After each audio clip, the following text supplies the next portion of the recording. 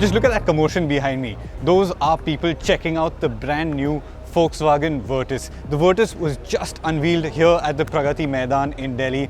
And don't go anywhere because we're going to take you for a quick walk around of this car to tell you everything you need to know about it. Come on down.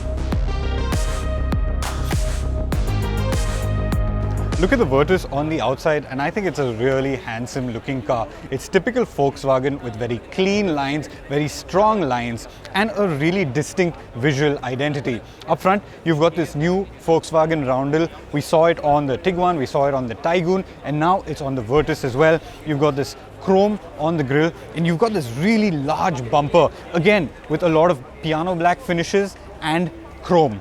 You've got sharp looking headlamps, LEDs in there with a nice DRL signature, and from the front it's got a very strong face. Before we go any further with the exterior styling of the Virtus, I want to tell you about the two lines that this comes in. Like the Taigun, this gets a dynamic line and a GT line. This one here is the GT line, and it has a few distinct elements to separate it from the dynamic line. So it's got the GT badge up front, which you would have noticed before. You've also got a GT badge on the flank, black wheels, red brake calipers. It looks really cool. You've also got a black roof and a small lip spoiler at the rear. Those are the distinct features for the GT line, but the rest of the car it shares with the dynamic line. When looked at from the side, again, it carries on these really strong lines. This shoulder line is something we noticed and we complimented on the Slavia, and it probably shares its doors. So that signature line is the same. When you move over to the rear, it's got really sleek looking tail lamps. I really like the rear section. The Virtus badging is in the center of the car, and with this GT line, you have that boot lip spoiler. Now this is the dynamic line, and it is a little less sporty than the GT line. So you don't have the GT badges up front, you don't have blacked out wheels, and you don't have the little blacked out roof or the lip spoiler at the back. It's a more executive kind of design, more oriented towards luxury rather than sportiness, and the dynamic line will have the 1.0 engine. Now let's talk about the engines on the Volkswagen Virtus. On the dynamic line, you have the 1-litre TSI engine. This is a 3-cylinder engine that makes 113 bhp, 175 Nm of torque, and we're familiar with it from the Taigun. In the GT line over there, you've got the bigger 1.5-litre TSI engine that makes 148 bhp and 250 Nm of torque. Both engines come mated to a manual as standard, and you can get them with their respective automatics. So here you get a torque converter automatic on the 1.0, and you get a 7-speed DSG on the 1.5. These drivetrains are essentially identical to what you see on the Taigun, so there's no real big differences or surprises there. Where there are surprises are on the inside.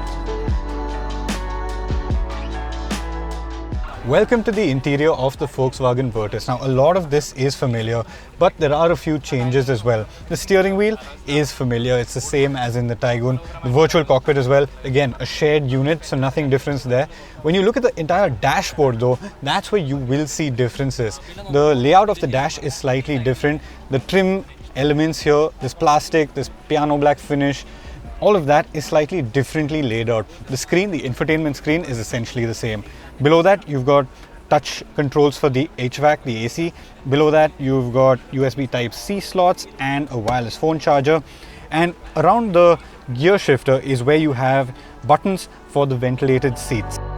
That aside, you've got really nice supportive seats, something we've come to like about the Taigun as well here in the Virtus.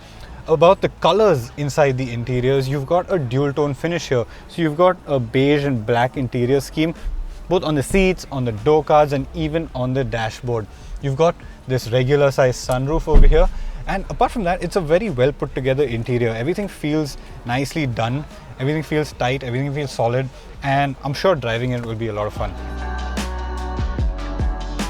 Okay, now the back seat of the Volkswagen Virtus, it's actually quite spacious in here. In terms of knee room, I have got a lot of space. Headroom is slightly limited, but I must say that the bench feels really nice and comfortable. It's supportive, you sink into it. You have a lot of space for your legs, so you can stretch out comfortably.